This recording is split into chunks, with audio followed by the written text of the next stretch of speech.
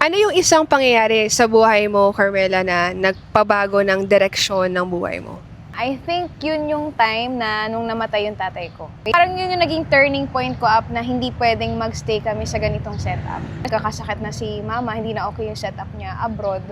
So, nandun yung pressure na kailangan kong maging okay kasi may mga kapatid pa akong sumunod sa akin.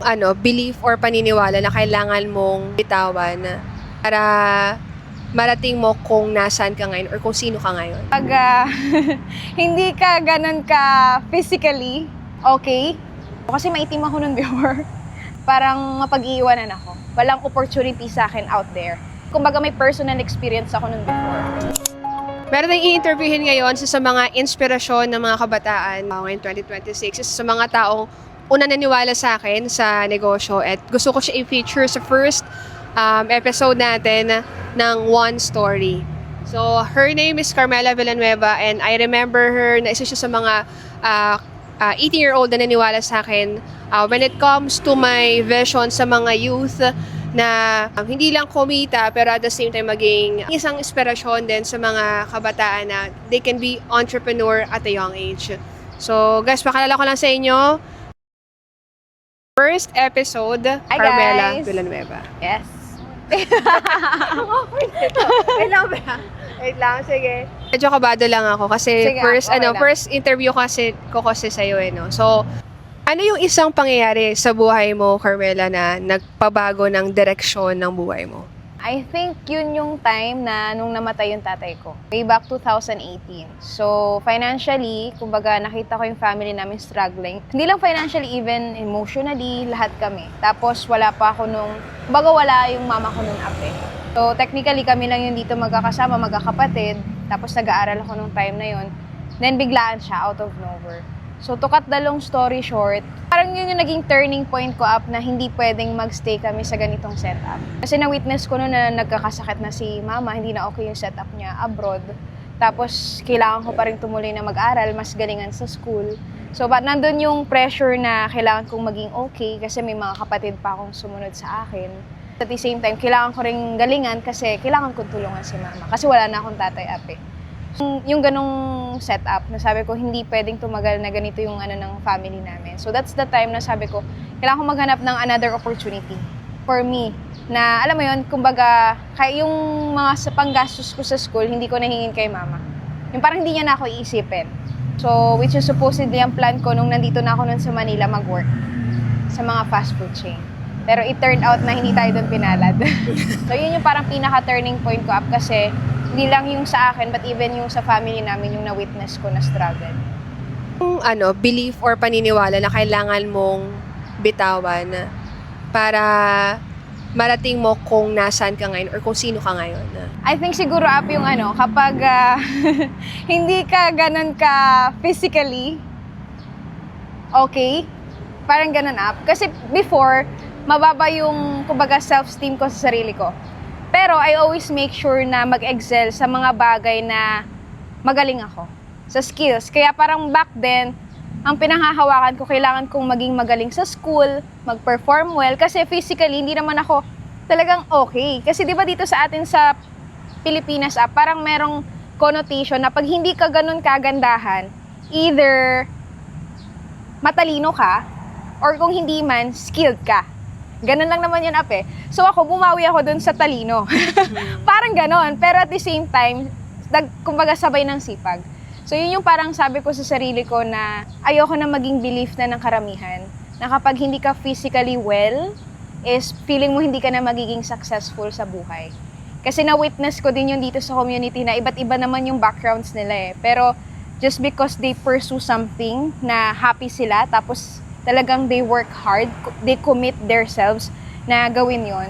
Talagang later on naging okay din yung life nila. So kasi maitim ako nun before. Tapos yung pagluwas ko dito sa Manila, tapos parang gaganda ng mga classmate ko, feeling ko parang mapag-iiwanan ako. Yung may ganun akong mentality or belief na kapag hindi ako okay physically, parang mapag-iiwanan ako. Walang opportunity sa akin out there.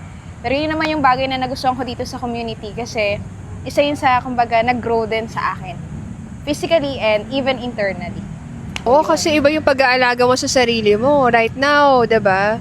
Sa diet mo, even sa exercise.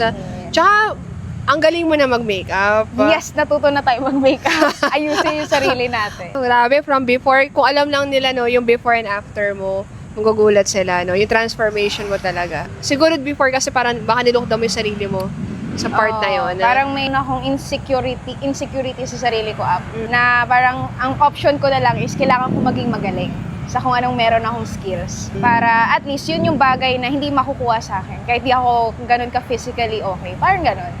Pero di ba maganda si Carmela? Yes. Oh, diba? Ngayon, okay na tayo, di ba? Pero yun, kasi Oo. siguro dahil malaking bagay din yung parang mentality nung sa probinsya up. Pag sa probinsya, pag parang hindi ka ganun ka, wala eh. Kasi kumbaga may personal experience ako nun before, nung elementary. Ano naging experience mo nun? Galing kasi ako nun sa Manila up, tapos yung mga classmates ko, transferee ako. So, from Manila to Romblon, so parang ang thinking nila, ay hindi naman ganun kagalingan yung sa Romblon. Ay may mga taga Manila, parang pag transfer ka sa probinsya, pasaway. Parang gano'n. Mga classmates ko by that time, nasa section 2 ako, tapos section 1 sila. Tapos wala naman akong ambag financially pa. Alam mo, hindi naman kilala yung pamilya namin, tapos di rin naman ako ganun ka-okay. So, ang nangyari nun, section 2 ako up. Pero sabi ko, hindi pwede, hindi ko patunayan na hindi ko kaya. So, ako lang yung nag-iisang section 2 na nakapasok sa overall ng overall ng elementary ba yun? Na sa top 1. Wow! So, yun, parang napatunayan ko doon na hindi po pwedeng panghawakan yung ganong belief na dahil hindi ka nila nakikitang okay, is ganun ka na.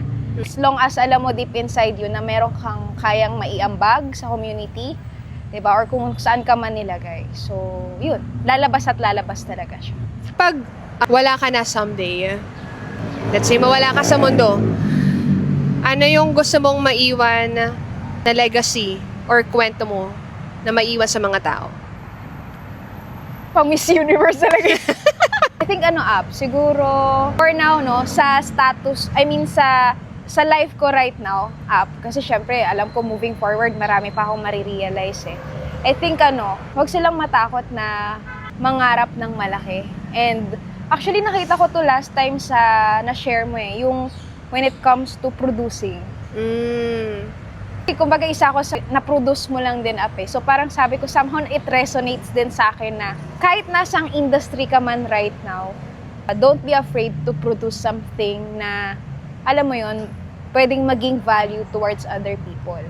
May it be big or small, kung saan ka man nilagay, make sure na you grow from there. Diba? And syempre, matutunan mo din na, alam mo yun, i-expose yung sarili mo sa mga tamang tao for you to grow. Kasi yung recreation, hindi siya mangyayari lang on our own. Talagang it requires involvement with other people. Diba sabi nga, no man is an island. So for me, don't be afraid to put yourself out there. Kasi yung story mo, yung potential deep inside you, nandyan naghihintay na, alam mo yon, mag-benefit din yung mga tao sa paligid mo. And I think pag nangyari yon, magiging happy ka deep inside you. And at the same time, yung mga tao sa paligid mo. Kasi you shine from within. So, yun. Pang Miss Universe, ang sagot ni Mentor Carmela. Thank you, Be. Hopefully, Yes. may mga na-inspire ba? Na-inspire ka, sa story ni Carmela. You can also follow her, Be. Be, kasi tawag ko sa kanya para lang may idea kay lahat, no? So, thank you for your Thank you din, time. Thank you sa life mo, Yung story mo pala actually nakaka-inspire na. Hopefully maraming tao din nakarelate at na-inspire sa story niya.